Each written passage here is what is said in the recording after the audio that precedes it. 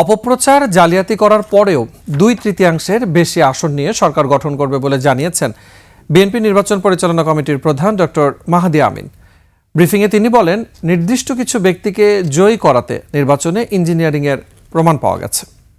গতকাল রাত থেকে আমাদের রাজনৈতিক প্রতিপক্ষ বিভিন্ন ধরনের কারচুপি, জালিয়াতি, কেন্দ্র দখল সহ নানা অপরাধে সম্পৃক্ত ছিল।